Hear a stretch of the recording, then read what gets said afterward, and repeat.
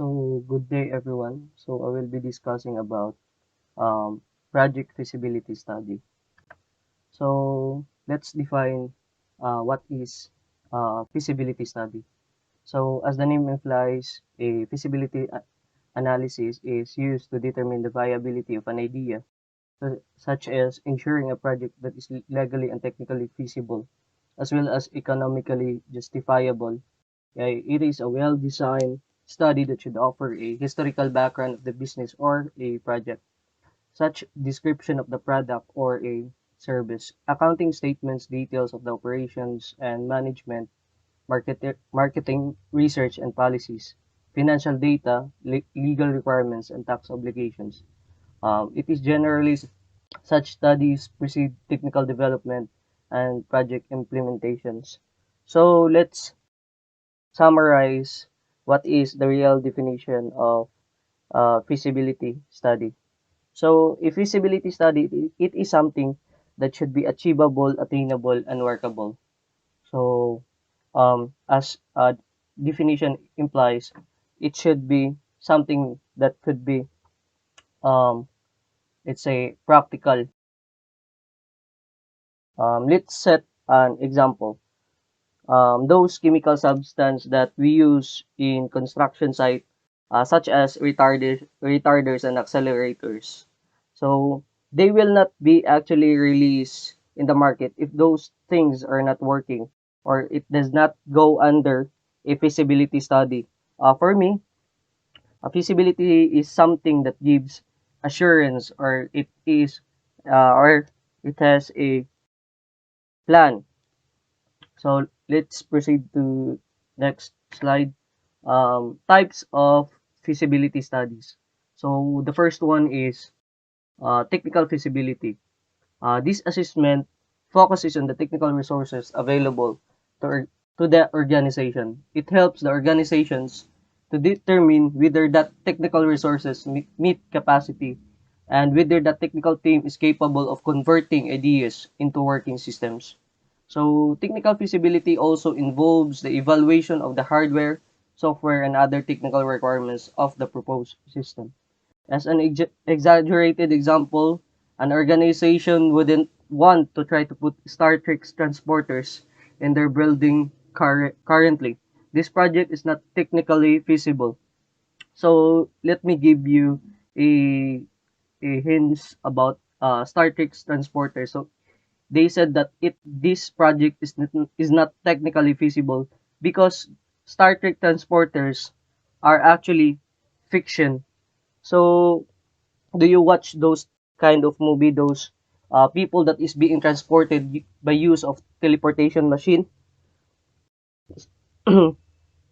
So those about actually Star Trek transporters, this is a fictional, no, since it talks about the teleportation machine that could transfer a person or the object converting to energy pattern, and they will be sent to a certain location. So this type of ideas that this is not could be something that could be achievable, right? So it is not technically feasible. So second one, economic feasibility. This assessment technically involves a cost benefits analysis of the project, helping organizations determine the viability, cost, and the benefits associated with the project before financial resources are allocated. Of course, it also serves as an independent project assessment and enhanced project credibility, helping decision makers determine the positive economic benefits to the organization that propose a project will be provided. Of course, those investors only invest to a certain projects that has a high rate return than to invest that will something will be collapsed in the future. So therefore, in order to persuade this type of individuals, we need to present them a assessment. We need to present what is the economic feasibility of this project. So this is the end of my report given by our by engineer Moscoso, and actually I have another one presentation here. It is already in P4, so I will only add uh, additionals. So it is also a feasibility study. So definition of feasibility study. So generally, it is an activity designed to find out what is feasible, achievable, attainable, practicable, or workable. So I was already um, talking this a while ago, the definition of feasibility. So project feasibility studies are one of the prerequisites at many graduate business schools, and they are also one of the requirements for the graduation. Here, why is there much importance attached to feasibility studies? Feasibility study tells the business person if the business is worth pursuing.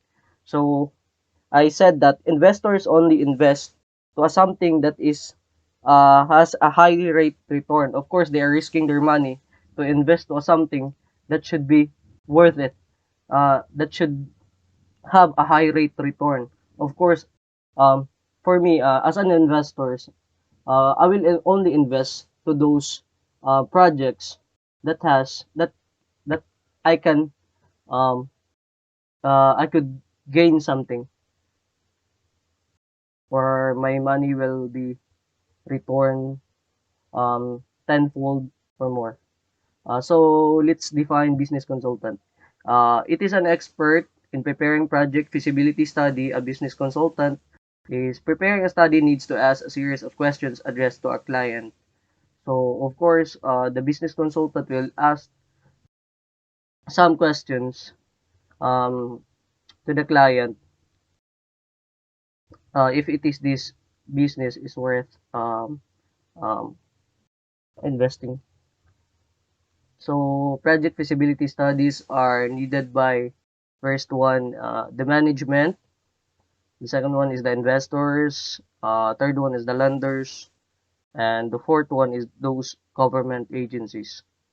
So first one, the management need a feasibility studies when they have to decide a new product, when they have an excess funds to invest. Um, Next one, investors like top management in number one would want to put money where the rate of return is high. Such rates of return may not be limited to financial rate of return. They may also emphasize environment and social outreach. So I guess this is a very self-explanatory.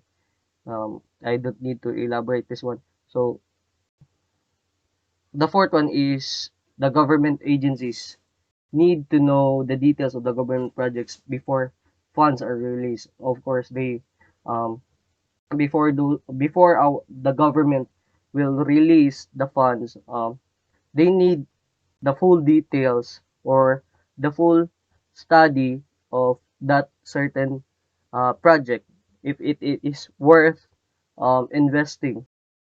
Um, Next, so what are the parts of the feasibility study? The first one is the executive summary.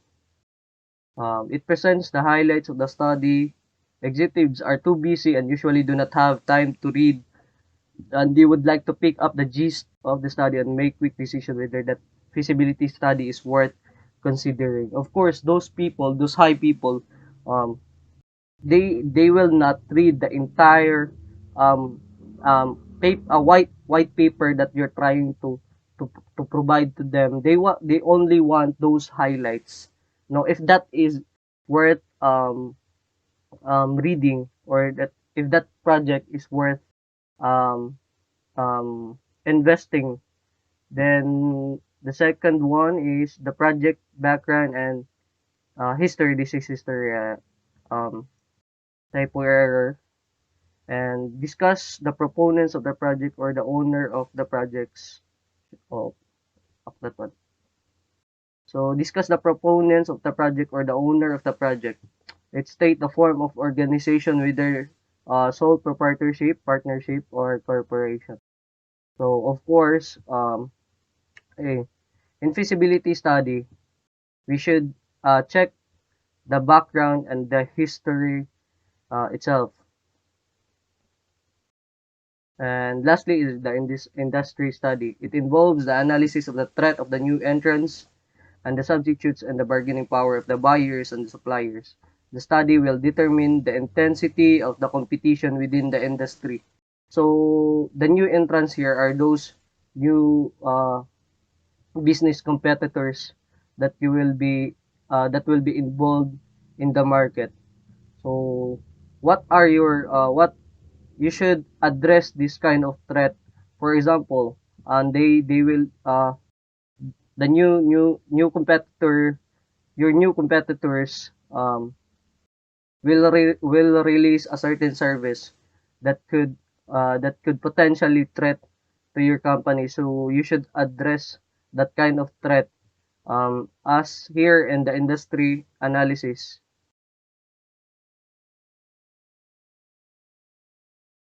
we have a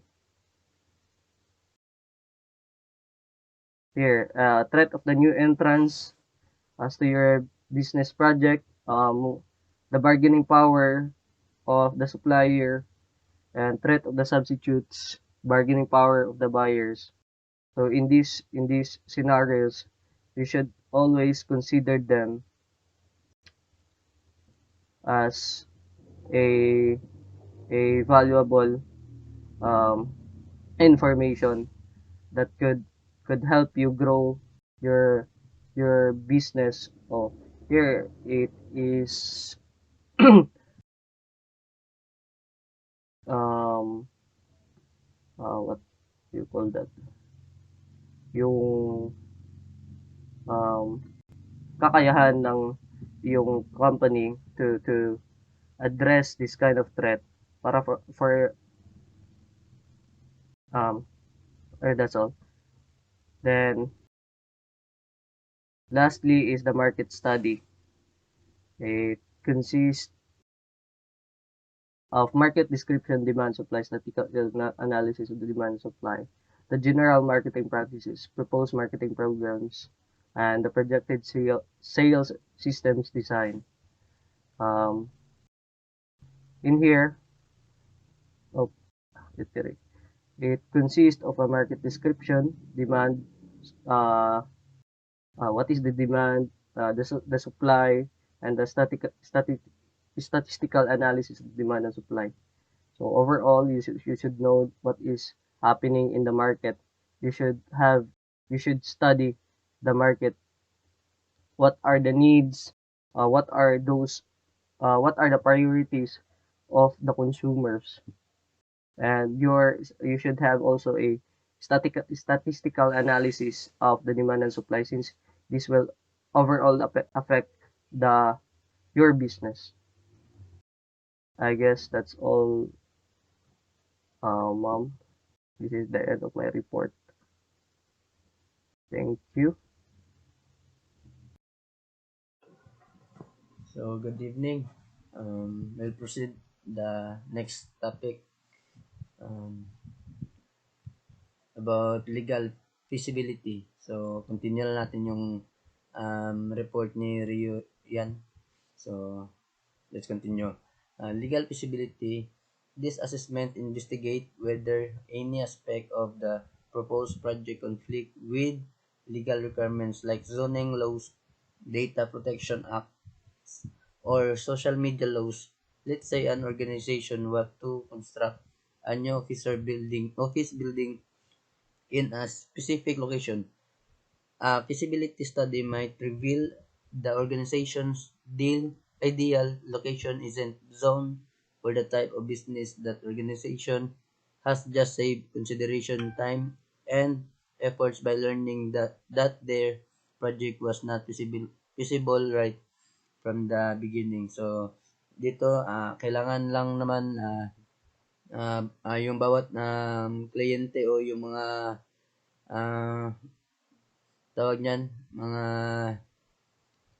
mga tao na gusto na magpatayo ng kanilang establishment o kanilang mga building, kailangan naman na dumaan talaga sa mahabang proseso at yung investigation para ah, matukoy kung ito ba ay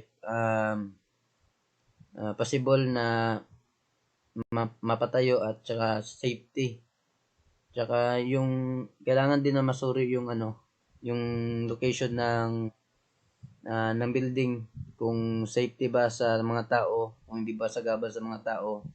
Tsaka kailangan para naman makuha yung safety ng mga tao. So operational feasibility. So, this is assessment involved undertaking a study to analyze the determine whether and how well the organization needs can be met by completing the project operational feasibility study. Also examine how a project plan satisfied the requirements identified in the requirements analysis phase of the system development. So dito kailangan lang naman na ma-comply ng mga involved sa itong project na to, yung mga requirements na sa gayon ay maaprobahan yung kanilang proposal. Tsaka dapat kompleto ng mga detalye at tsaka yung information uh, basis na rin sa kanilang project proposal, nang sa ganon ay mapirmahan ng nakakataas yung uh, kanilang project. At saka yung kailangan yung operation nila is safety, no? Kailangan talaga dumaan sa masuring inspection yung kanilang mga requirements, kung safety ba talaga. Tsaka dapat yung kanilang building na ipapatayo o i-build ay sa ganon dapat makuha nila yung tiwala o needs ng mga tao. Yun lang. Thank you. So, hello, ako din si Brian Lagumbay. Ang report na ako karon is about sa type of feasibility study. So, na-discuss naman nila Reuyan o Jalagpas ang other types of feasibility study. So, ako karon ay is scheduling feasibility. So, this assessment is the most important for project success.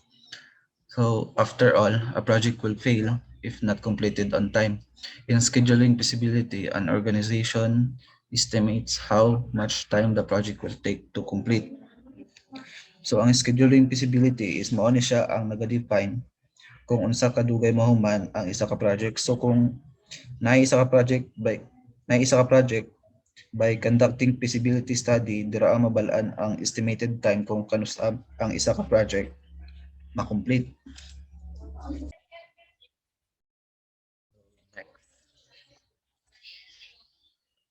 So importance of feasibility study. So below are some key benefits of conducting a feasibility study. So one is provide quality information for decision making. So by conducting a feasibility study sa isa ka project is mas mapadali ang pagdesisyon nato sa isa ka project kay may mga information nato na nakuha tungod sa pag-conduct sa feasibility study sa isa ka project. So next is improves project teams focus. So by conducting feasibility study daw, ma-improve daw ang team focus sa isa ka project kahit tungod maka-schedule na ang mga dapat buhaton sa isa ka project. So provide valuable information for a go or not no go decision. So provide. So same lang sa nauna no is by gathering information, it helps to make a decision of the project. So 4 is identify a valid reason to undertake the project. So by the information given by conducting feasibility study, so it helps us daw to give reason to para kuhaon ang project or i-undertake ang isa ka project. So aids decision making. So makatabang sa atong pag decision making no, so parehas lang man sa nauna. importance of feasibility study. So the importance of feasibility study is based on organizational desire to get it right before committing resources, time, or budget. So a feasibility study might uncover new ideas that could completely change a project scope. It's best to make this determination in advance rather than to jump in and to learn that the project won't work. So conducting a feasibility study is always beneficial to the project as it gives you and the other stakeholders a clear picture of the proposed project. So ang importance daw ng feasibility study kay para mabalaan ang mga different factors para to make sure daw na ang isa ka project is maging okay. So by conducting a feasibility study of the project will benefit sa isa ka project kay it will give you and mga stakeholders on how the project will proceed. So maulan to akong report. Thank you.